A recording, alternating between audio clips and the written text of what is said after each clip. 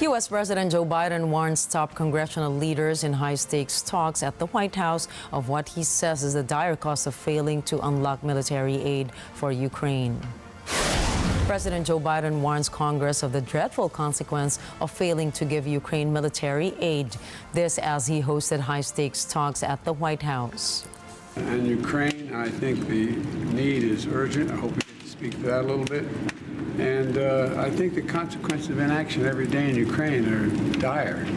I've been speaking to some of our G7 partners, and you just got back, Chuck. They're very concerned. And also we need to, we need to, in terms of supplemental, we need to deal with the Israeli portion. But that also contains a significant portion having to do with humanitarian assistance into the Palestinian areas.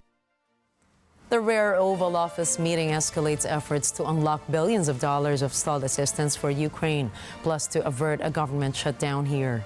Meanwhile, House Speaker Mike Johnson refuses to allow a vote on a so-called supplemental funding bill in which Biden has asked for the new aid to Ukraine. Johnson is a Donald Trump ally who leads a razor-thin Republican majority.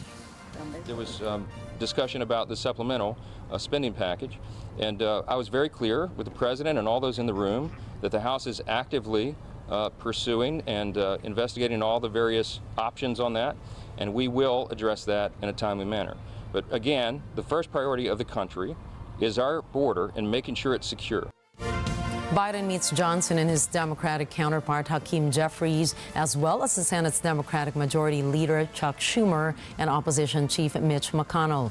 The talks come after President Volodymyr Zelensky warns that Ukraine desperately needs continued support from the West to defeat Russia. Zelensky voices hope the U.S. will approve the stalled package that includes $60 billion of weapons and other aid.